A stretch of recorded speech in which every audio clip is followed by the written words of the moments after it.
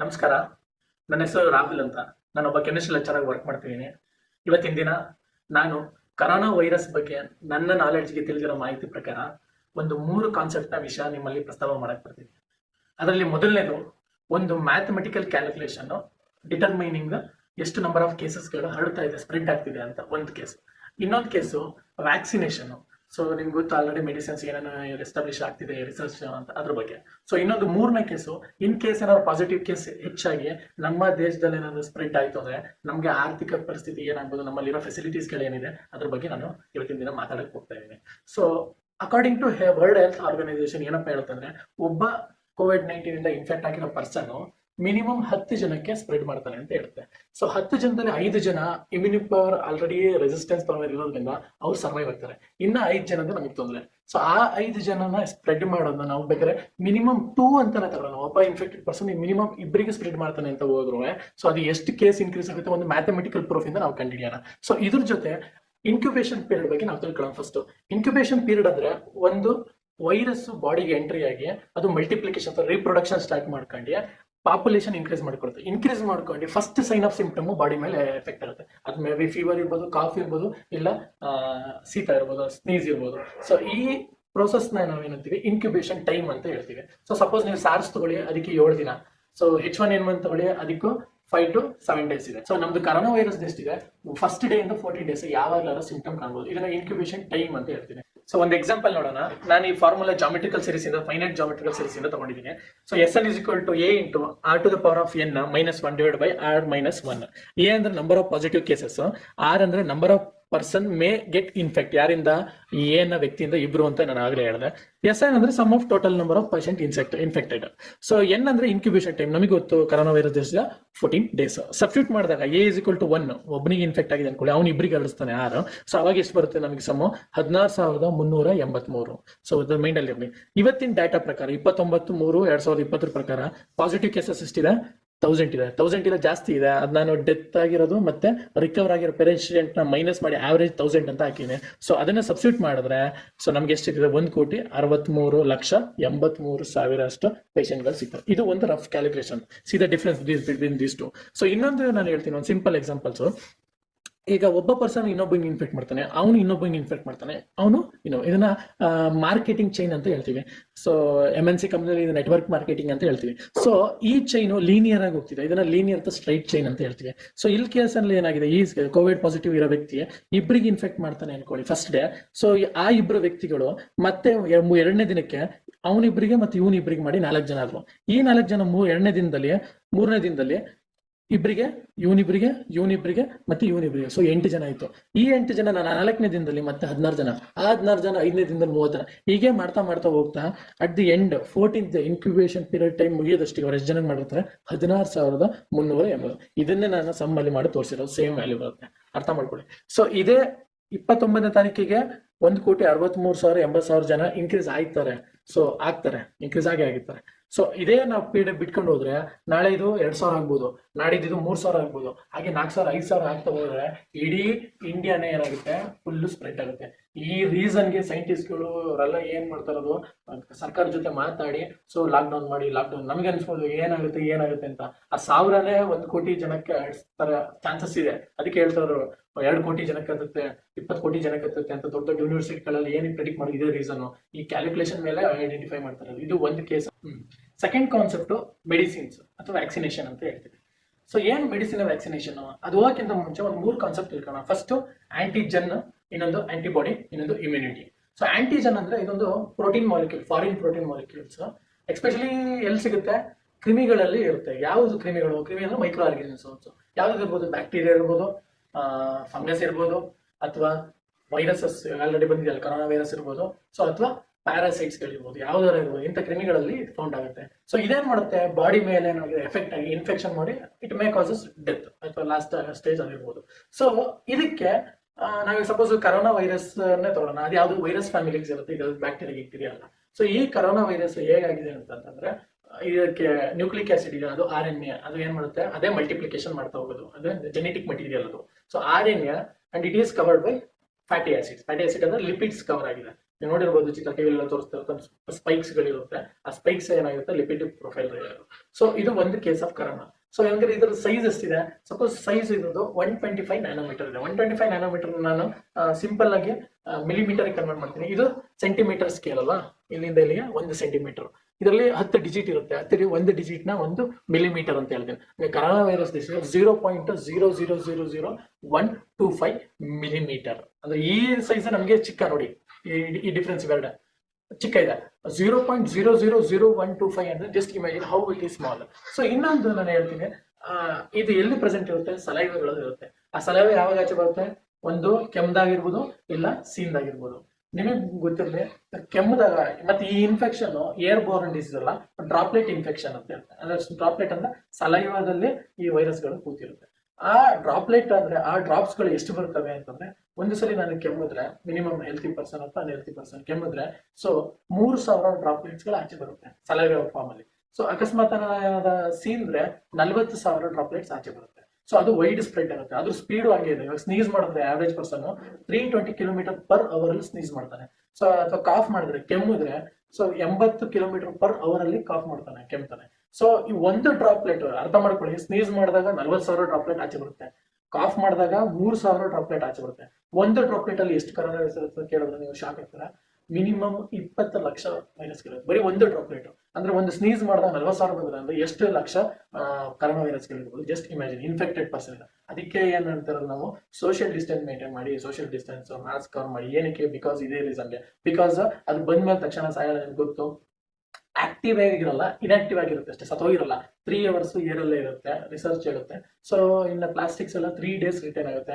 Copper ಮೇಲೆಲ್ಲ 4 hours ಇರುತ್ತೆ. So ಹೀಗೆ ಒಂದೊಂದು ಆಬ್ಜೆಕ್ಟ್ ಮೇಲೆ depends on the object, humidity, temperature, it may varies. So ಇನ್ನೊಂದು ಅಂದ್ರೆ ಈ ವೈರಸ್ ನ ಸಾಯಿಸಕ್ಕಲ್ಲ ಇದೆ.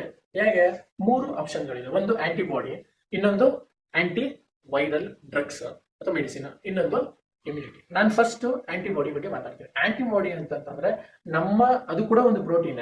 ಆಂಟಿಜನ್ ಎನಿಮಿ, ಆಂಟಿಬಾಡಿ ಅದು ಫೈಟ್ ಮಾಡೋ, ಅಗೇನೆಸ್ಟ್ ಮಾಡೋ ಒಂದು ಪ್ರೋಟೀನ್. ಯಾರ ಮೇಲೆ ಫೈಟ್ ಮಾಡ್ತಾನೆ, ಆಂಟಿಜನ್ ಮೇಲೆ ಫೈಟ್ ಮಾಡಿ ಅವನೇನ್ ಮಾಡ್ತಾನೆ, ಇನ್ಫೆಕ್ಷನ್ ನ ಸಾಯಿಸ್ತಾನೆ. ಇದನ್ನ ಆಂಟಿಬಾಡಿ ಅಂತ ಹೇಳ್ತೀವಿ. So next antiviral. ಆಂಟಿವೈರಲ್ ಅಂತಂದ್ರೆ ಇನ್ಫೆಕ್ಷನ್ ಬಂದ್ಬಿಟ್ಟಿರುತ್ತೆ, ಆಮೇಲೆ by using suitable chemical substance, ಅಂದ್ರೆ ಯಾವ್ದಾದ್ರು ಒಂದು ಕೆಮಿಕಲ್ ಸಬ್ಸ್ಟೆನ್ಸ್ ನಾವು ತಗೊಂಡು, ಮಾತ್ರೆಗಳಿರ್ಬೋದು ಅಥವಾ ಡ್ರಗ್ಸ್ ಗಳು ನಾವು ತಗೊಂಡು ಏನ್ ಮಾಡ್ತೀವಿ, ಆ ಇನ್ಫೆಕ್ಷನ್ ಡಿಸೀಸ್ ನ ಸಾಯಿಸ್ತೀವಿ. ಅದನ್ನ ಆಂಟಿವೈರಲ್ ಡ್ರಗ್ ಅಂತ ಹೇಳ್ತೀವಿ. ಅದರಲ್ಲಿ ನಮ್ಮ ಇಂಡಿಯಾದಲ್ಲಿ ಸಕ್ಸೀಡ್ ಕೂಡ ಆಗಿದೆ. ಬೆಸ್ಟ್ ಎಕ್ಸಾಂಪಲ್ ಕೇರಳದಲ್ಲಿ HIV ಟ್ರೀಟ್ಮೆಂಟ್ ಮಾಡೋ ಡ್ರಗ್ಸ್ ಗಳು ಯೂಸ್ ಮಾಡಿ, ಲೆಮಿಡೋವಿಡಿನ್ ಅಂತ ಡ್ರಗ್ ಬರುತ್ತೆ. ಆ ಡ್ರಗ್ ನ ಯೂಸ್ ಮಾಡಿ ಪೇಷಂಟ್ ಗೆ ಕೊಟ್ಟು ಕ್ಯೂರ್ ಮಾಡಿದ್ದಾರೆ. ಮತ್ತೆ ಟ್ರಂಪ್ ಅವ್ರು ಮೊನ್ನೆ ಹೇಳಿದ್ರು, ಮಲೇರಿಯಾ ಡ್ರಗ್ ಇದೆಯಲ್ಲ, ಆ ಡ್ರಗ್ ನ ಯು ಕ್ಯಾನ್ ಯೂಸ್ ಫಾರ್ ಯಾವ್ದಕ್ಕೆ, ಕರೋನಾ ವೈರಸ್ ಅಂತ ಹೇಳಿದ್ದಾರೆ. ದಟ್ ಈಸ್ ಹೈಡ್ರಾಕ್ಸಿಕ್ಲೋರೋಕ್ವಿನ್ 400 mg ತಗೋಬಹುದು. ಮೂರನೇ ಕಾನ್ಸೆಪ್ಟ್ ಇಮ್ಯುನಿಟಿ ಬಗ್ಗೆ ಮಾತಾಡೋಣ. ಇಮ್ಯುನಿಟಿಯಲ್ಲಿ 2 ಟೈಪ್ ಇದೆ. ಒಂದು ಆಕ್ಟಿವ್ ಇಮ್ಯುನಿಟಿ, ಇನ್ನೊಂದು ಪ್ಯಾಸಿವ್ ಇಮ್ಯುನಿಟಿ. ಪ್ಯಾಸಿವ್ ಇಮ್ಯುನಿಟಿ ಬಗ್ಗೆ ಸದ್ಯಕ್ಕೆ ಬೇಡ, ನಾವು ಆಕ್ಟಿವ್ ಇಮ್ಯುನಿಟಿ ಬಗ್ಗೆ ಮಾತಾಡೋಣ. ಆಕ್ಟಿವ್ ಇಮ್ಯುನಿಟಿಯಲ್ಲಿ ಕೂಡ 2 ಟೈಪ್ ಇದೆ. ಒಂದು ನ್ಯಾಚುರಲ್, ಇನ್ನೊಂದು ಆರ್ಟಿಫಿಷಿಯಲ್. ಆರ್ಟಿಫಿಷಿಯಲ್ ನಾವು ವ್ಯಾಕ್ಸಿನೇಷನ್ ಅಂತ ಹೇಳೋದು. ಸೊ ನ್ಯಾಚುರಲ್ ಅಂದ್ರೆ ಏನಾಗಿರುತ್ತೆ, ಆಂಟಿಬಾಡಿ ಯಾವಾಗ ಇನ್ಫೆಕ್ಷನ್ಸ್ ಬರುತ್ತೆ ಆಗ ಆಂಟಿಬಾಡಿ ನ್ಯಾಚುರಲ್ ಆಗಿ ಜನರೇಟ್ ಆಗಿರುತ್ತೆ, ಬೈ ಬರ್ತಿಂದನೇ ಬಂದಿರುತ್ತೆ, ಥ್ರೂ ಹೆರಿಡಿಟಿ ಫಾರ್ಮ್ ಅಲ್ಲ ಇರೋದು. ಇದನ್ನ ಗಾಡ್ ಗಿಫ್ಟ್ ಅಂತ ಹೇಳೋದು. ಎಲ್ಲರಿಗೂ ನ್ಯಾಚುರಲ್ ಇಮ್ಯುನಿಟಿ ವೇರಿ ಇರುತ್ತೆ, ಎಲ್ಲರಿಗೂ ಒಂದೇ ತರ ಇಲ್ಲ. ಇದನ್ನ ನ್ಯಾಚುರಲ್ ಇಮ್ಯುನಿಟಿ ಅಂತ ಹೇಳ್ತೀವಿ. ಸೊ ಬೆಸ್ಟ್ ಎಕ್ಸಾಂಪಲ್, ಫೀವರ್ ಬರುತ್ತೆ, ಕಾಫ್ ಬರುತ್ತೆ, ನಾವು ಎಲ್ಲದಕ್ಕೂ ಹಾಸ್ಪಿಟಲ್ ಹೋಗಲ್ಲ. ಸೊ ಸೆಲ್ಫ್ ಅದು ಯಾವ್ದು ಅಂತ ರೆಕಗ್ನೈಸ್ ಮಾಡಿ ಅಲ್ಲೇ ಆಟೋಮೆಟಿಕ್ ಆಗಿ ನಮ್ಮಲ್ಲಿ ಜನರೇಟ್ ಆಗುತ್ತೆ ಆಂಟಿಬಾಡಿ, ಅದರಿಂದ ಇನ್ಫೆಕ್ಷನ್ ಸಾಯಿಸುತ್ತೆ. ಇದು ಒಂದು ಕೇಸು. ಇನ್ನೊಂದು ಪ್ಯಾಸಿವ್ ಅಂತ ಹೇಳ್ತೀವಿ, ಆರ್ಟಿಫಿಷಿಯಲ್ ಅಂತ ಹೇಳ್ತೀವಿ. ಸೊ ಆರ್ಟಿಫಿಷಿಯಲ್ ಇಮ್ಯುನಿಟಿ ಅಂತಂದ್ರೆ ಏನಾಗಿರುತ್ತೆ, ಯಾವ ಆಂಟಿಜನ್ ಇರುತ್ತೆ ಅಂದ್ರೆ ಇನ್ಫೆಕ್ಷನ್ ಮಾಡೋದು. ಸಪೋಸ್ ಈಗ ಕರೋನಾ ವೈರಸ್ ನೋಡೋಣ, ಆ ಇನ್ಫೆಕ್ಷನ್ ಮಾಡೋ ವೈರಸ್ಗಳನ್ನ ನಾವು ತಗೊಂಡು ಇನ್ಆಕ್ಟಿವೇಟ್ ಮಾಡ್ತೀವಿ, ಅಂದ್ರೆ ಹಾಫ್ ಡೇಟ್ ಮಾಡಿ ಕಲ್ಚರಿಂಗ್ ಮಾಡ್ತೀವಿ, ಅದನ್ನ ಬೆಳೆಸ್ತೀವಿ. ಆ ಬೆಳೆಸಿದ ವೈರಸ್ಗಳನ್ನ ನಾವು ಇಲ್ಕೊಂಡು ಇಂಜೆಕ್ಟ್ ಇನ್ ಅವರ ಬಾಡಿ. ಆ ಯಾವಾಗ ಇಂಜೆಕ್ಟ್ ಮಾಡ್ತೀವಿ ಅವಾಗ ಆಂಟಿಬಾಡಿ ಇರುತ್ತಲ್ಲ, ಅದೇನ್ ಮಾಡುತ್ತೆ, ಅದು ಆಕ್ಟಿವೇಟ್ ಆಗುತ್ತೆ. ಆಕ್ಟಿವೇಟ್ ಆಗಿಬಿಟ್ಟು ಸ್ಟಿಮ್ಯುಲೇಟ್ ಮಾಡುತ್ತೆ ಆಂಟಿಬಾಡಿನ. ಯಾವುದು ಇನ್ಫೆಕ್ಷಸ್ ಏಜೆಂಟೇ ಕರೋನಾ ವೈರಸ್ ಏನ್ ಮಾಡುತ್ತೆ, ಆಂಟಿಬಾಡಿನ ಸ್ಟಿಮ್ಯುಲೇಟ್ ಮಾಡಿ ಏನ್ ಮಾಡುತ್ತೆ, ಪ್ರೊಡ್ಯೂಸ್ ಮಾಡುತ್ತೆ. ಯಾವ್ದನ್ನ ಪ್ರೊಡ್ಯೂಸ್ ಮಾಡುತ್ತೆ, ಆಂಟಿಬಾಡಿ ಪ್ರೊಡ್ಯೂಸ್ ಮಾಡುತ್ತೆ. ಅವಾಗ ಈ ಆಂಟಿಬಾಡಿ ಏನ್ ಮಾಡುತ್ತೆ, ರೆಕಗ್ನೈಸ್ ಮಾಡಿ ಆಂಟಿಜನ್ ಅಂದ್ರೆ ಇನ್ಫೆಕ್ಷನ್ಸ್ ಯಾರು ಮಾಡ್ತಾ ಇರ್ತಾರೆ ಅವ್ರು ರೆಕಗ್ನೈಸ್ ಮಾಡಿ ಅವ್ರ ಕ್ಯಾರೆಕ್ಟರ್ನ ಡಿಸ್ಟ್ರಾಯ್ ಮಾಡ್ತಾರೆ. ಸೊ ಈ ಒಂದು ಪ್ರೋಸೆಸ್ ನ ಏನಂತೀವಿ ನಾವು ವ್ಯಾಕ್ಸಿನೇಷನ್ ಅಂತ ಹೇಳ್ತೀವಿ. ಸಪೋಸ್ ಒಂದ್ ವೇಳೆ ನೀವು ಅನ್ಕೊಂಡ್ರೆ ವ್ಯಾಕ್ಸಿನೇಷನ್ ಕಂಡಿಡಿದ್ರು ಅನ್ಕೊಳ್ಳಿ, ಕಂಡಿಡಿದ್ರೆ ಲಾಟ್ಸ್ ಆಫ್ ಪ್ರೊಸೀಜರ್. ತಕ್ಷಣ ಕಂಡಿಡಿದ ಕೂಡಲೇ ಎಲ್ಲ ಜನಕ್ಕೂ ಕೊಡಕ್ಕಾಗಲ್ಲ. ಬಿಕಾಸ್ ಏನಕ್ಕೆ ಒಂದು ಇದಿದೆ. ಸೊ ಯಾವುದೇ ಒಂದು ನೀನು ರಿಸರ್ಚ್ ಮಾಡಿದ ಕೂಡಲೇ ಅದನ್ನ ಫಸ್ಟ್ ನಾವು ಯಾವುದು ಪ್ರಯೋಗದ ಪ್ರಾಣಿಯಿಂದ ಬರ್ತಾವೆ, ಗಿನಿಫಿಕ್ಸ್ ಅಂತ, ಅದ್ರ ಮೇಲೆ ಟ್ರಯಲ್ ಮಾಡಬೇಕು. ಸೊ ಮಿನಿಮಮ್ 15 days ಆದ್ರೆ ಅಬ್ಸರ್ವೇಷನ್ 15 to 1 month ಆಗುತ್ತೆ. ಆಮೇಲೆ ನಮ್ಮ ಜೀನು ಆಲ್ಮೋಸ್ಟ್ ಅಲ್ಲಿ ಸೇಮ್ ಇರೋದು, ಮಂಕಿ ಮೇಲೆ ಮಾಡೋದು ಕೂಡ ಟ್ರಯಲ್ ಅಂಡ್ ಎರರ್ ಮಾತ್ರ ಮಾಡ್ತೀವಿ. ಸೊ ಅದಾದ್ಮೇಲೆ ನಾನು ಆವಾಗಲೇ ಹೇಳಿದೆ ಜೀನ್ಗಳು ಸೇಮ್ ಇದ್ರು, ಸೊ ಇಮ್ಯುನಿ ಪವರ್ ಏನಾಗಿರುತ್ತೆ ಬೇರೆ ಬೇರೆ ಇರುತ್ತೆ. ಸೊ ಸಪೋಸ್ ಆಫ್ರಿಕಾದವ್ರಿಗೆ ಜಾಸ್ತಿ ಇಮ್ಯುನಿಟಿ ಇದೆ compare to Europeans. Different region ಅಲ್ಲಿ different parts of the world ಇಂದ ಆಲ್ಮೋಸ್ಟ್ 100 to 200 ಪೀಪಲ್ ಅಬ್ಸರ್ವೇಷನ್ ಇಡಬೇಕು ಬಿಕಾಸ್ ಈ ವ್ಯಾಕ್ಸಿನ್ ಕೊಟ್ಟು. ಸೊ ಅದರಲ್ಲೂ ಏನಿದೆ ಏಜ್ ಫ್ಯಾಕ್ಟರ್ ಇದೆ. 50 ಇಯರ್ಸ್ ಅವ್ರಿಗೆ ಕೊಡ್ಬೇಕು, 60 ಅವ್ರಿಗೆ ಕೊಡ್ಬೇಕು, 70 ಕೊಡ್ಬೇಕು, ಸಣ್ಣ ಮಕ್ಳಿಗೆ ಕೊಡಬೇಕು. ಸೊ ಎಲ್ಲರಿಗೂ ಅಬ್ಸರ್ವೇಷನ್ ಇಡಬೇಕು ಬಿಕಾಸ್ ನಾವು ಕಂಡಿಡ್ದೆ ಅಂದ್ಬಿಟ್ಟು ಹಂಗೆ ಎಲ್ಲರಿಗೂ ತಗೊಂಡು ಹೋಗ್ಬಿಟ್ಟು ಇಂಜೆಕ್ಟ್ ಮಾಡ್ತಾ ಕೊಡಕ್ಕಾಗಲ್ಲ. ಈ ಅಬ್ಸರ್ವೇಷನ್ ಪೀರಿಯಡ್ ಮನುಷ್ಯರು ಟ್ರಯಲ್ ಅಂಡ್ ಎರರ್ ಮಾಡೋದಕ್ಕೆ ನಮ್ಗೆ ಏನಾಗುತ್ತೆ, it will take around 1 month. So ಇದಾದ್ಮೇಲೆ ಈಗ ಡ್ರಗ್ ಕಂಪನೀಸ್ ಎಲ್ಲ ಇದೊಂದು ದೊಡ್ಡ ಮಾಫಿಯಾ ಅಂತ ಅಥವಾ ಬಿಸ್ನೆಸ್ ಅಂತ ಹೇಳಕ್ಕಾಗಲ್ಲ. ಸೊ ಅಪ್ರೂವಲ್ ತಗೋಬೇಕು, ಇದು ಯಾರು ಇಂಡಿವಿಜುವಲಿ ಮಾಡೋಕ್ಕಾಗಲ್ಲ. ಸೊ ಅಪ್ರೂವಲ್ ಇಲ್ಲಿ ತಗೋಬೇಕು. US ಅಲ್ಲಿ ಒಂದು CDC ಅಂತ ಇದೆ, that is centre for disease control and prevention. ಇನ್ನೊಂದು FDA food drug and administration, ಇಲ್ಲಿಂದ ಅಪ್ರೂವಲ್ ತಗೋಬೇಕು. ನೀವು ಏನೇ ಬೇಗ ಮಾಡಿದ್ರು ಅರೌಂಡ್ 15 to 20 days ಆಗೇ ಆಗುತ್ತೆ. In the month of June ಅಥವಾ ಜುಲೈ ಸಿಗುತ್ತೆ ಅಂತ ಅನ್ಕೊಡಿ. ಸಿಕ್ಕಿದ ಕೂಡ ಏನ್ ತಕ್ಷಣ ಮಾರ್ಕೆಟಿಗೆ ಬಂದ್ಬಿಡ್ತಾ ಇಲ್ಲ. ಏನಕ್ಕೆ? ವರ್ಲ್ಡ್ ಪಾಪ್ಯುಲೇಷನ್ ಎಷ್ಟು? 7.8 ಬಿಲಿಯನ್ ಪಾಪ್ಯುಲೇಷನ್. Just imagine 7.8. ಅದರಲ್ಲಿ 195 ಕಂಟ್ರೀಸ್ ಇದೆ. ನಮ್ಗೆ ಆಲ್ರೆಡಿ ಈಗ ಕರೆಂಟ್ ಡೇಟಾ ಪ್ರಕಾರ ಎಷ್ಟಿದೆ, 175 ಕಂಟ್ರೀಸ್ಗೆ ಏನಾಗಿದೆ ಕರೋನಾ ವೈರಸ್ ಸ್ಪ್ರೆಡ್ ಆಗ್ಬಿಟ್ಟು. ಇರೋದು 20 ದೇಶ. ಆ 20 ದೇಶ 3 ದಿನಗಳಲ್ಲಿ ಆಗಿರುತ್ತೆ. ಆ 7.8 ಪೀಪಲ್ಗೆ ಒದಗಿಸ್ಬೇಕು ಅಂದ್ರೆ ಅಲ್ಲೂ ಕಾಂಪಿಟೇಷನ್ ಬರುತ್ತೆ. ಯಾರು ದುಡ್ಡು ಇರುತ್ತಾನೆ ಫಸ್ಟ್ ಅವ್ನು ಬೈ ಮಾಡ್ತಾನೆ. ಸೊ ನಮ್ ಕೇಸ್ ಏನು ಅಂತ ನಿಮ್ಗಳಿಗೆ ಗೊತ್ತು. ಸೊ ಆ ಬೈ ಮಾಡೋಕೆ ಮುಂಚೆ ಅಷ್ಟು ಜನಕ್ಕೆ ಒದಗಿಸ್ಬೇಕು ಅಂದ್ರೆ ಜೂನ್ ಜುಲೈಯಿಂದ ನೀವು ಮಿನಿಮಮ್ ಅಂದ್ರು ನವೆಂಬರ್ ಡಿಸೆಂಬರ್ ಆಗೇ ಆಗುತ್ತೆ, ಅಥವಾ ಜನವರಿವರೆಗೂ ಹೋಗ್ಬೋದು. ಸಪೋಸ್ ನಮ್ಮ ವರ್ಲ್ಡ್ ವೈಡ್ ಬೇಡ, ನಮಗೆ ಬರೀ ಇಂಡಿಯಾಗೆ ಬೇಡ. India population around 1.3 billion. So WHO ಏನ್ ಹೇಳುತ್ತೆ, 3 to 4% ಏನಾಗುತ್ತೆ ಮಾರ್ಟಾಲಿಟಿ ರೇಟ್ ಇದೆ ಅಂತ ಹೇಳುತ್ತೆ. ಇದು ವರ್ಲ್ಡ್ ವೈಡ್ ಆವರೇಜ್ ತಗೊಂಡಿರೋದು. ಸಪೋಸ್ ನೀವು ಇಟಲಿಗೆ ಹೋಗಿ 10% ಇದೆ, ಸ್ಪೈನ್ ಅಥವಾ ಇರಾನ್ ಹೋಗಿ 7% ಇದೆ ಮಾರ್ಟಾಲಿಟಿ, ಬಿಕಾಸ್ ಅಲ್ಲಿ ಸ್ವಲ್ಪ ಏಜ್ ಪೀಪಲ್ ಜಾಸ್ತಿ ಇದ್ದಾರೆ. ಸೊ ನೀವು ಜರ್ಮನಿ ಹೋಗಿ ಬರೀ 0.6% ಇದೆ. ಸೊ ಹಾಗಾಗಿ ಆವರೇಜ್ ನಾವು ನೋಡಿದಾಗ 3 to 4% ಅಂತ ನೆನ್ಕೊಳ್ಳೋಣ. ಸಪೋಸ್ ನಮ್ಮ ಇಂಡಿಯಾಗೂ ನಾವು ಜನರಲ್ ಆಗಿ ಒಂದು 3% ಅಂತ ನೆನ್ಕೊಳ್ಳೋಣ.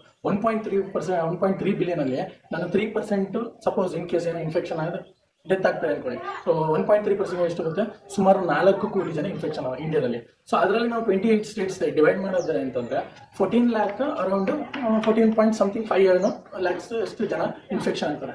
ಸೊ ನಾವು ಬರೀ ಕರ್ನಾಟಕದ ಬಗ್ಗೆ ಮಾತಾಡೋಣ.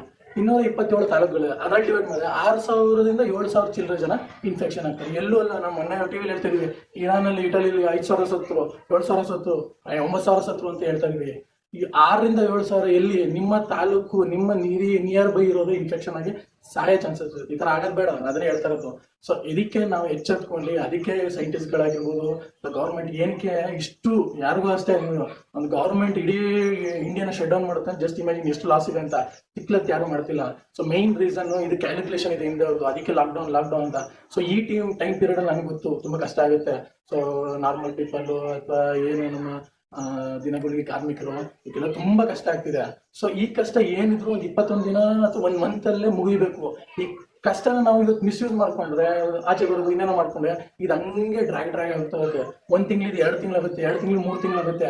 ಸೊ ಬರೀ 1 ವೀಕಿಗೆ ನಮಗೆ ತಡ್ಕೊಳಕ್ಕಾಗ್ತಿಲ್ಲ ಎಷ್ಟು ಆರ್ಥಿಕವಾಗಿ ನಾವು ಹಿಂದೆ ಕುಗ್ಗಿದೀವಿ ಅಂತ ಅಂದ್ಬಿಟ್ಟೆ. So just imagine 1 month, 2 month, 3 month ಇದೇ ರೀತಿ ಹೋಗ್ತಾ ಇದ್ರೆ ಸೊ ನಾವು ಇದ್ರ ಪ್ರಾಬ್ಲಮ್ ಫೇಸ್ ಮಾಡ್ಬೇಕಾಗುತ್ತೆ ಅಷ್ಟೇ. ಇನ್ಯಾರು ಬಂದು ಸಪೋರ್ಟ್ ಮಾಡಲ್ಲ. ಹಂಗಾಗಿ ಇದು ಎವ್ರಿ ಇಂಡಿವಿಜುವಲ್ ಜವಾಬ್ದಾರಿ. ಇದ್ರ ಜೊತೆ ಇನ್ನೊಂದು ವಿಷಯ ಹೇಳಕ್ ಬರ್ತೀನಿ. ಇನ್ ಕೇಸ್ ಏನಾರ ಈ ಪೀರಿಯಡ್ ಆಫ್ ಟೈಮಲ್ಲಿ ಅಪ್ ಟು ಜೂನ್ ಅಥವಾ ಜನವರಿವರೆಗೂ ಏನಾರ ಪ್ರಾಬ್ಲಮ್ ಆಯ್ತು ಅನ್ಕೊಳ್ಳಿ, ನಮ್ಮ 3ನೇ ಕಾನ್ಸೆಪ್ಟ್ ನಾನು ಹೇಳಕ್ ಹೋಗೋದು, ನಮ್ದು ಹಾಸ್ಪಿಟಾಲಿಟಿ ಹೇಗಿದೆ ಅಂತ ಅಂದ್ಬಿಟ್ಟು. ನಿಮಗೆ ಗೊತ್ತು, ಶಾರ್ಟೇಜ್ ಆಫ್ ಡಾಕ್ಟರ್ಸ್ ಇದ್ದಾರೆ, ಪೌರ ಕಾರ್ಮಿಕರು ಶಾರ್ಟೇಜ್ ಇದ್ದಾರೆ. ಸೊ ಅದರಲ್ಲದೆ ಪ್ಯಾರಾಮೆಡಿಕಲ್ ಸ್ಟಾಫ್ಸ್ ಕೂಡ ಶಾರ್ಟೇಜ್ ಇದ್ದಾರೆ ನಮ್ಮಲ್ಲಿ ಇಡೀ ಇಂಡಿಯಾದಲ್ಲಿ. ಸೊ ಅದ್ರ ಜೊತೆಗೆ ನಮ್ಮಲ್ಲಿ ವೆಂಟಿಲೇಟರ್ಸ್ ಇದೆ. ಬಿಕಾಸ್ ನಿಮಗೆ ಗೊತ್ತು, ಇದು ಯಾವಾಗ ವೈರಸ್ ಹೋಗುತ್ತೆ, ಅಲ್ವಿಯೋಲೈ ಅಂತ ಇರುತ್ತೆ ಲಂಗ್ಸ್ಗಳಲ್ಲಿ, ಅದೇನ್ ಮಾಡುತ್ತೆ, ಬ್ರೀತ್ ಔಟ್ ಮಾಡೋಕೆ ಸ್ವಲ್ಪ ಇನ್ಫ್ಲಮೇಷನ್ ಸ್ಟಾರ್ಟ್ ಆಗುತ್ತೆ. ರೆಸ್ಪಿರೇಟರಿ ಪ್ರಾಬ್ಲಮ್ ಇದೆ ಮೇನ್ ಪ್ರಾಬ್ಲಮ್ ಇದ್ರದ್ದು. ಕಾಫ್ ಸ್ನೀಸ್ ಬಂದ್ರೆ ಅದು ಸೂಟಬಲ್ ಡ್ರಗ್ಸ್ ಇಮ್ಯುನಿಟಿ ಬೂಸ್ಟ್ ಅಪ್ ಮಾಡ್ತಾರೆ, ಸರಿ ಓಕೆ. ಸೊ ರೆಸ್ಪಿರೇಟರಿ ಟ್ರಾಕ್ಟ್ಗಳಲ್ಲಿ ಅಲ್ವಿಯೋಲೈ ಟ್ರಕ್ಯರ್ಸ್ ಅಂತ ಇರುತ್ತೆ, ಅದೇನಾಗುತ್ತೆ ಅಲ್ಲಿ ಪ್ರಾಬ್ಲಮ್ ಸ್ಟಾರ್ಟ್ ಆಗುತ್ತೆ. ಸೊ ಅವಾಗ ಅವ್ನಿಗೆ ಉಸಿರಾಡಕ್ಕಾಗಲ್ಲ, ಹಾಗಾಗಿ ಬ್ರೀತ್ ಅಥವಾ ಬ್ರೀತ್ ಔಟ್ ಮಾಡೋಕ್ಕಾಗ್ತಿಲ್ಲ. ಹಂಗಾಗಿ ಆಕ್ಸಿಜನ್ ಲೆವೆಲ್ ಏನಾಗುತ್ತೆ, ಕಮ್ಮಿ ಆಗುತ್ತೆ. ಕಾರ್ಬನ್ ಡೈಆಕ್ಸೈಡ್ ಲೆವೆಲ್ ಜಾಸ್ತಿ ಆಗುತ್ತೆ. ಅದೇನು ಎಕ್ಸ್ಚೇಂಜ್ ಆಫ್ ಗ್ಯಾಸಸ್ ಇರುತ್ತೆ, ಅದು ಈಕ್ವಾಲಿಟಿ ಇರಬೇಕು. ಸೊ ಯಾವಾಗ ಆಕ್ಸಿಜನ್ ಲೆವೆಲ್ ಕಮ್ಮಿ ಆಗುತ್ತೆ, ಕಾರ್ಬನ್ ಡೈಆಕ್ಸೈಡ್ ಲೆವೆಲ್ ರೈಸ್ ಆಗುತ್ತೆ, ಆ ಪರ್ಸನ್ಗೆ ಏನಾಗುತ್ತೆ ಉಸಿರಾಟ ತೊಂದರೆ ಇರುತ್ತೆ. ಅಂತ ಟೈಮಲ್ಲಿ ನಾವೇನ್ ಮಾಡ್ತೀವಿ, ವೆಂಟಿಲೇಟರ್ಸ್ ಅಂತ ಇನ್ಸ್ಟ್ರೂಮೆಂಟ್ಸ್ಗಳು ಬರುತ್ತೆ. ಸೊ ಆ ಇನ್ಸ್ಟ್ರೂಮೆಂಟ್ಸ್ ಬಾಯಿಂದ ಹಾಕ್ಬಿಟ್ಟು ಡೈರೆಕ್ಟ್ ರೆಸ್ಪಿರೇಟರಿ ಟ್ರ್ಯಾಕ್ಟ್ ಒಳಗಡೆ ಬಿಟ್ಟು ನಾವೇನ್ ಮಾಡ್ತೀವಿ, ಆಕ್ಸಿಜನ್ ಪಂಪ್ ಮಾಡ್ತೀವಿ ಥ್ರೂ ಮಿಷಿನ್ ಮುಖಾಂತರ. ಸೊ ಈ ತರ ಸಿಚುವೇಶನ್ಗೆ ನಮ್ಮ ಇಂಡಿಯಾದಲ್ಲಿ ವೆಂಟಿಲೇಟರ್ಸ್ ಇರೋದು ಬರೀ 40,000 ವೆಂಟಿಲೇಟರ್ಸ್. ಅರ್ಥ ಮಾಡ್ಕೊಳ್ಳಿ. ICU ಬೆಡ್ಸ್ಗಳು ಪ್ರೈವೇಟ್ ಅಥವಾ ಗೌರ್ಮೆಂಟ್ ಆಸ್ಪತ್ರೆ ಬರೀ 70,000. ಸೊ ನಾನು ಹೇಳ್ತಾ ಇರೋದು ಬರೀ ನಾವು 3% ಇನ್ಫೆಕ್ಷನ್ ಆದ್ರೆ ಎಷ್ಟು ಜನ ಇನ್ಫೆಕ್ಷನ್ ಆಗ್ತಾರೆ ಅಂತ ಹೇಳ್ತೀವಿ. ನಾನು 4 ಕೋಟಿಯಷ್ಟು ಜನ ಇನ್ಫೆಕ್ಷನ್ ಆಗ್ತಾರೆ ಅಂತ ಹೇಳ್ತೀನಿ. ನೀವು 40,000 ವೆಂಟಿಲೇಟರ್ ತಂದು ಯಾರನ್ನ ಬದುಕಿಸ್ತೀರಾ? ಕರೆಕ್ಟ್, ಜಸ್ಟ್ ಇಮ್ಯಾಜ್ ಮಾಡಿ. ಅಥವಾ ನೀವು ಹೇಳ್ಬೋದು ಸರ್ಕಾರ ತಗೊಳ್ಳಿ, ಬೈ ಮಾಡಲಿ, ಅದು ಇದು ಅಂತ. ಸೊ ಎಲ್ಲ ಕಂಪ್ನೀಸ್ಗಳು, ಬಿಕಾಸ್ ಫಾರಿನ್ ಕಂಪ್ನೀಸ್ ಅಂದ್ರೆ ನಾವು ತಗೊಳ್ಳೋದು, ಇಂಡಿಯಾದಲ್ಲಿ ಕೆಲವೇ ಕಂಪ್ನಿಗಳಿದೆ. ಆ ಕಂಪ್ನಿಗಳು ಹೋಲ್ಸೇಲ್ ಆಗಿ ಅವರೇ ಮಾಡಲ್ಲ. ಅವ್ರೇನ್ ಮಾಡ್ತಾರೆ, ಸ್ಪೇರ್ ಪಾರ್ಟ್ಸ್ ಚೈನಾ ಆಯ್ತಾರೆ ಯುರೋಪ್ ಕಂಟ್ರೀಸ್ ಬೈ ಮಾಡ್ತಾರೆ. ಸೊ ಯುರೋಪ್ ಅವರು ಕೊಡಕ್ ರೆಡಿ ಇಲ್ಲ. ಸೊ ಅವ್ರದೇ ಎಲ್ಲ ಪೂರ್ತಿ ನಿಮಗೆ ಗೊತ್ತು, ಇಡೀ ದೇಶ, ಇಡೀ ಪ್ರಪಂಚ ಇರೋದ್ರಿಂದ ಸೊ ತುಂಬಾ ಕಷ್ಟ ಇದೆ. ಸೊ ಆ ವೆಂಟಿಲೇಟರ್ ಮಷೀನ್ ಕಮ್ಮಿ ಅಂತಲ್ಲ, ಮಿನಿಮಮ್ ಇಂಡಿಯಾ ಮೇಡ್ ಆಯಿತು ಅಂದ್ರೆ 5 ಲಕ್ಷ ಇದೆ ಒಂದು ವೆಂಟಿಲೇಟರ್. ಸೊ ನೀವು ಫಾರಿನ್ ವೆಂಟಿಲೇಟರ್ ಎಲ್ಲ ಹೋಗ್ತೀನಿ ಅಂದ್ರೆ ಅಪ್ ಟು 12 ಲ್ಯಾಕ್ ಹೋಗಿದೆ. ಸೊ ಒಂದು ಆ ಕೇಸು. ನಮ್ಮ ಹತ್ರ ಮಾಸ್ಕ್ ಸರಿಗಳಿಲ್ಲ, ಮತ್ತೆ ಸೂಟ್ಸ್ ಇಲ್ಲ ಡಾಕ್ಟರ್ಗಳಿಗೆ. ಸೊ ಅದು ಇನ್ನೊಂದು ಎಫೆಕ್ಟ್ ಆಗುತ್ತೆ. ಬಿಕಾಸ್ ಡಾಕ್ಟರ್ಸ್ ಆಗಿರ್ಬೋದು, ಪೌರ ಕಾರ್ಮಿಕರಾಗಿರ್ಬೋದು, ಅಥವಾ ಹೆಲ್ತ್ ಡಿಪಾರ್ಟ್ಮೆಂಟ್ ಪ್ಯಾರಾಮೆಡಿಕಲ್ ಸ್ಟಾಫ್ಸ್ ಆಗಿರ್ಬೋದು, ಮತ್ತೆ ಪೊಲೀಸರು ಅವರ ಹೆಂಡತಿ ಮಕ್ಕಳು ಬಿಟ್ಟು, ಫ್ಯಾಮಿಲಿ ಬಿಟ್ಟು, ತಂದೆ ತಾಯಿ ಬಿಟ್ಟು ರೋಡಲ್ಲಿ ಇಳಿದು ಕೆಲಸ ಮಾಡ್ತಾರೆ. ಏನಕ್ಕೆ ಮಾಡ್ತಾರೆ? ನಮಗೋಸ್ಕರ. ನಾವು ಅವ್ರ ಜೊತೆ ಸಾಥ್ ಕೊಡಲಿಲ್ಲ ಅಂತಂದ್ರೆ ಏನು ತಪ್ಪಾಗುತ್ತೆ? ಸೊ ನಾಳೆ ಒಂದೇನಾರ ಅಲ್ಲಿ ಏನಾರ ನೆಗೆಟಿವ್ ಕೇಸ್ಗಳಾಗಿ, ಏನೋ ಒಂದು ಇನ್ಫೆಕ್ಷನ್ ಯಾರಿಗೂ ಆಗಿ, ಏನೋ ಹೆಚ್ಚು ಕಮ್ಮಿ ಆಗಿ, ಆಗ ಅವ್ರು ಯಾರೂ ಮುಂದೆ ಬರಲ್ಲ. ಅರ್ಥ ಮಾಡ್ಕೊಳ್ಳಿ. ಅವ್ರು ಬರ್ತಾ ಇರೋದು ನಮ್ಮನ್ನು ಇದು ಮಾಡ್ಸೋಕ್ಕೆ.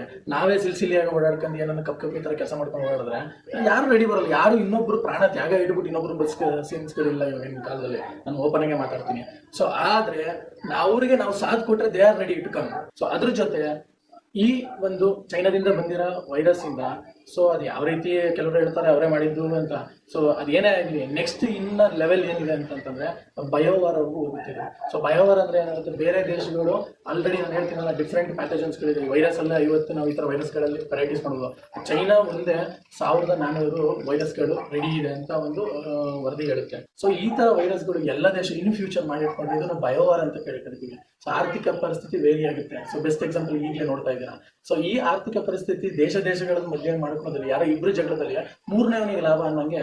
ಸೊ ಇದು ಬಯೋ ಟೆರರಿಸಮ್ಗೂ ಕೂಡ ತಗುತ್ತೆ ಇನ್ ಫ್ಯೂಚರ್. ಏನ್ ಹೇಳಿದ್ದೆ ಅಂತ ಅರ್ಥ ಮಾಡ್ಕೊಂಬಿಡಿ. ಸೊ ಆಗ್ಲಾರೆ ಒಂದು ಇದಿತ್ತು, ನ್ಯೂಕ್ಲಿಯರ್ ವೆಪನ್ಸ್ ಇತ್ತು. ನನ್ನ ಹತ್ರ ಒಂದು 20 ಇತ್ತು, ನನ್ನ ಹತ್ರ ಪಕ್ಕದ ಹತ್ರ ಒಂದು 100 ಇತ್ತು, ಇನ್ನೊಬ್ರದ 1000 ಇತ್ತು. ಸೊ ಇವನ್ನೆಲ್ಲ ಆಗ್ಬೇಕಂದ್ರೆ ಸಮ್ ಅಗ್ರಿಮೆಂಟ್ಸ್ ಎಲ್ಲ ಯೂನಿಯನ್ ಮಾಡ್ಕೊಂಡಿದ್ವಿ, ಇಂಟರ್ನ್ಯಾಷನಲ್ ಯೂನಿಯನ್ಗಳು.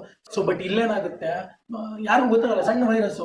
ಸೊ ನೀವು ಆಲ್ರೆಡಿ ಕೇಳಿರ್ಬೋದು ಸೂಸೈಡ್ ಬಾಂಬರ್ಸ್ ಅಂತ ಅಂದ್ಬಿಟ್ಟು. ಸೊ ಆಲ್ಮೋಸ್ಟ್ ಅಲ್ಲಿ ನಾವು ಇದನ್ನ ಈ ವೈರಸ್ಗಳೆಲ್ಲ ಏನ್ ಮಾಡೋದು, ಇನ್ ಫ್ಯೂಚರ್ ಟೆಕ್ನಾಲಜಿ ಹಂಗೆ ಬೆಳೀತಾರೆ. In 5 to 10 years they can only prepare in lab. You can only prepare in lab. ಲ್ಯಾಬಲ್ಲಿ ಪ್ರಿಪೇರ್ ಮಾಡ್ಕೊಂಡು ಇಂಜೆಕ್ಟ್ ಮಾಡ್ಕೊಂಡು ಜನಗಳ ಮಧ್ಯೆ ಈ ತರ airborne disease, droplet disease ಮಾಡೋಕೆ ಬಂದ್ರೆ ಸೊ ಯಾರು ತಡೆ ಹಿಡಿಯಕ್ಕಾಗುತ್ತೆ? ಸೊ ಇದನ್ನ ನಾವು ತುಂಬಾ ಆಲೋಚನೆ ಮಾಡಬೇಕು ಇದನ್ನ. ಸೊ ಇದು ಯಾರು ಗೌರ್ಮೆಂಟ್ ಬಿಡೋಲ್ಲ, every individual has to think. So patriotism ಅಂದ್ರೆ ಇದು ಪೇಟ್ರೈಟಿಸಮ್. ಯಾವ್ದೋ ಒಂದು ತುಟ್ಟಿನ ಅವಶ್ಯಕತೆ ಕಪಳೆ ಬಿಟ್ಟು ಸ್ವೀಟ್ ತಂದ್ಬಿಟ್ಟು ಡಿಪಿಗಳೆಲ್ಲ ಟ್ರೈ ಕಲರ್ ಆಗ್ಬಿಟ್ಟು ಮೇರಾ ಭಾರತ್ ಬಾನ ಅದೆಲ್ಲ. ಸೊ ಅವೆಲ್ಲ ಡೈಲಾಗ್ಸ್ಗಳಾಯ್ತು. ಸೊ ಇದು ರೈಟ್ ಟೈಮ್ ನಾವು ಏನು ಅಂತ ತೋರಿಸ್ತೇವೆ. ಮತ್ತೆ ಇನ್ನೊಂದು ಹೇಳ್ತೀನಿ, ನಮ್ಮ ದೇಶ ಏನು ಅಂತ ನಿಮಗೆ ಋಷಿ ಮುನಿಗಳು ಮತ್ತೆ ಸಂಪದ್ಭರಿತ ದೇಶ, ಮತ್ತೆ ಆಯುರ್ವೇದಿಕ ಉದಯ ಆಗಿದ್ದ ದೇಶ. ಇಂಥ ದೇಶದಲ್ಲಿ ನಾವು ಹುಟ್ಟದ ಪುಣ್ಯ. ನಮ್ಮ ಆನ್ಸಿಸ್ಟರ್ಸ್ಗಳೆಲ್ಲ ಒಳ್ಳೆ ಜೀನು, ಒಳ್ಳೆ ಇಮ್ಯುನಿ ಪವರ್ ಇರೋಂಥವ್ರು. ಸೊ ನನ್ನ ಸಜೆಷನ್ನು, ನಾವು ಆ ಲೆವೆಲ್ ವ್ಯಾಕ್ಸಿನ್ ತಗೊಳ್ಳೋ ಲೆವೆಲ್ಗೆ ಅಥವಾ ತೀರಾ ಎಕ್ಸ್ಟೆಂಡ್ ಸ್ಪ್ರೆಡ್ ಮಾಡ್ಕೊಂಡು ಹೋಗೋಕ್ಕೆ ಬೇಕಾಗಿಲ್ಲ. ಇದೊಂದು ಸಣ್ಣ ವೈರಸ್, ನಾನು ಹೇಳ್ತಿಲ್ಲ, ಕಾಫು, ಸ್ನೀಸು, ಕೋಲ್ಡು, ಇದರ ಕಾಮನ್ ಒಂದು ಫ್ಲೂ ವೈರಸ್ ಅಷ್ಟೇ ಇದು. ಸೊ ಇಂಥ ವೈರಸ್ನ ನಾವು ಯೂನಿಟಿಯಿಂದ ತಡಿಲಿಲ್ಲ ಅಂದ್ರೆ ನಾಳೆ ಇನ್ನೊಂದು 5 to 10 years ಬರೋ ದೊಡ್ಡ ಏನೋ ಬಿಗ್ ಡಿಸೀಸ್ಗಳು ಬರೋ ಚಾನ್ಸಸ್ ಇದೆ. ಸೊ ಆವಾಗ ನಾವು ಏನ್ ಮಾಡ್ತೀವಿ? ನಮ್ಮ ಕೈಲಿ ಆಗುತ್ತಾ? ಸೊ ಈಗ ನಾವು ಏನು ಅಂತ ಇಡೀ ವರ್ಲ್ಡ್ಗೆ ತೋರಿಸೋ ಒಂದು ರೈಟ್ ಪ್ಲಾಟ್ಫಾರ್ಮ್ ಅಂತ ಹೇಳ್ಕೊತೀನಿ. ಇದ್ರ ಜೊತೆ ಇದೊಂದು ಸಿಂಪಲ್ ವೈರಸ್ನ ನಾವು ಸಂಪೂರ್ಣ, ನಾನು ಹೇಳ್ತೀನಲ್ಲ, ವಿತೌಟ್ ವ್ಯಾಕ್ಸಿನೇಷನ್ ಹೇಳ್ದಲ್ಲ, 5 ಜನ ಬದುಕ್ತಾರೆ ಆಂಟಿಬಾಡಿ ಅಂದ್ರೆ ಆ ತಾಕತ್ತು ನಮ್ಮಲ್ಲಿದೆ. ಸೊ ಆ ದೇವ್ರು ಬಿಟ್ರು. ಮತ್ತೆ ಅದು ಅಲ್ಲದೆ ಈಗ ಒಂದು ಏನೋ ಕೆಟ್ಟದಾಗಿರೋದು ಯಾವ ಟೈಮಲ್ಲಿ ಆಗಿದೆ? ಒಳ್ಳೆ ಟೈಮಲ್ಲಿ ಆಗಿದೆ. ಸೊ ಈಗ ನಿಮಗೆ ಗೊತ್ತು, ಯುಗಾದಿ ಟೈಮಲ್ಲಿ ಸಣ್ಣ ನಮಗೆ ನೀಟಾಗಿ ಬೀಳುತ್ತೆ, ಆಯ್ತಾ, ಒಂದು ನೇಚರ್ ಗಿಫ್ಟ್. ಸೊ ಅದೇನಿದ್ರು ನಾವು ಈ ಲಾಕ್ಡೌನ್ ಪಾಲಿಸಿ ಈ ಏಪ್ರಿಲ್ ಮಂತಲ್ಲಿ ಪೂರ್ತಿ ಹೇಳ್ತೀನಲ್ಲ, ಎವ್ಯಾಕ್ಯೂಟ್ ಮಾಡಿ ಓಡಿಸ್ಬೇಕು ಈ ವೈರಸ್ನ. ಸೊ ಇನ್ ಕೇಸ್ ಮೇ ಜೂನಿಗೆ ದಾಡ್ತು ಅಂತಂದ್ರೆ ಮಳೆಗಾಲ ಸ್ಟಾರ್ಟ್ ಆಗುತ್ತೆ. ಸೊ ಅದರಿಂದ ನಾವು ಏನೇನು ಕಾನ್ಸಿಕ್ವೆನ್ಸಸ್ ಫೇಸ್ ಮಾಡಬೇಕು ನಿಮಗೆ ಗೊತ್ತು. ಸೊ ಅದರಿಂದ ನಾವು ಎಚ್ಚೆತ್ಕೊಂಡು ಸೊ ಇದನ್ನ ಇಲ್ಲೇ ಬ್ರೇಕ್ ಮಾಡಿ ಈ ಚೈನ್ನ ಲಿಂಕ್ನ ಕಟ್ ಮಾಡಬೇಕು ಅಂತ ತಮ್ಮಲ್ಲಿ ವಿನಂತಿಸ್ತೀನಿ. ಆಮೇಲೆ ಅದು ಹೇಳ್ತೀನಿ, ಇದೊಂದು ಕರೋನಾ ವೈರಸ್ ಹೊಡೆದೋಡ್ಸ್ಬಿಟ್ಟು ನಾವು ಗೆದ್ವಿ ಅಂತಲ್ಲ, ಗೇಮು ಈಗ ಸ್ಟಾರ್ಟ್ ಆಗಿದೆ ಅಷ್ಟೇ, ಮುಗಿದಿಲ್ಲ. ಇದು ಸದ್ಯಕ್ಕೆ ಮುಗಿಯೋದಲ್ಲೇ ಗೇಮ್, ದೊಡ್ಡ ಗೇಮ್ ಇದು. ಸೊ ನೀವು ಅನ್ಕೊಂಡಿರ್ಬೋದು ಏನೋ ಇವಾಗ ಆಯ್ತು ಮುಗಿಸ್ತು ಓಡಿಸಿ ಮತ್ತೆ ನಮ್ಮ ಮಾತುಕತೆ. ಸೊ ಇದೇ ರೀತಿ ನಾವೇನಾದ್ರು ಮಿಸ್ಟೇಕ್ ಮಾಡಿ ಒಂದು ಎಲ್ಲರಿಗೂ ರೆಸ್ಪಾನ್ಸಿಬಿಲಿಟಿ ಇದೆ. ಸೊ ಮಿಸ್ಯೂಸ್ ಮಾಡ್ಕೊಂಡ್ವಿ ಅಂತ ಅನ್ಕೊಳ್ಳಿ, ಮತ್ತೆ ಪುನಃ 10-20 ವರ್ಷ ಹಿಂದಕ್ಕೆ ಹೋಗ್ಬಿಡ್ತೀವಿ. ಸೊ ಆ ಥರ ಪರಿಸ್ಥಿತಿ ತರಕ್ಕೆ ಹೋಗ್ಬಿಡಿ. ಇದೆಲ್ಲ ನಮ್ಮ ಕೈಯಲ್ಲಿದೆ. ನಮ್ಮ ಮಿನಿಸ್ಟರ್ CM ಅವ್ರ ಕೈಯಲ್ಲಿಲ್ಲ. ಸೊ ಈಗ ನಾವು ಅವ್ರ ಬಗ್ಗೆ ಅವ್ರು ಸರಿ ಇಲ್ಲ, ಇವ್ರ ಸಲ ಮಾತಾಡಿ ಯೂಸ್ ಇಲ್ಲ. ಸೊ ಇದನ್ನ ಮುಂಜಾಗ್ರತೆ ವಹಿಸಿ ಮುಂದೆ ನುಗ್ಗಿ ನಮ್ಮ ದೇಶನ ಕಾಪಾಡ್ಕೊಳ್ಳೋಣ. ಅದಂತೂ ನನಗೆ 100% ಹೋಗಿದೆ. ನೀವೆಲ್ಲ ಗೌರ್ಮೆಂಟ್ ಜೊತೆ ಸಾಥ್ ಕೊಡ್ತೀರಾ. ಅವ್ರು ಏನೇನು ಹೇಳ್ತಾರೆ ಎಲ್ಲ ಪ್ರೂಫ್ ಇಟ್ಕೊಂಡೇ ಮಾತಾಡ್ತಿರೋ, ಅದನ್ನ ಒಂದು ಇದು ಮಾಡೋಣ ಅಂತ ಹೇಳ್ತಾ ನಾನು ಈ ಮಾತುಗಳನ್ನು ಮುಗಿಸ್ತೀನಿ. ಜೈ ಹಿಂದ್, ಜೈ ಕರ್ನಾಟಕ.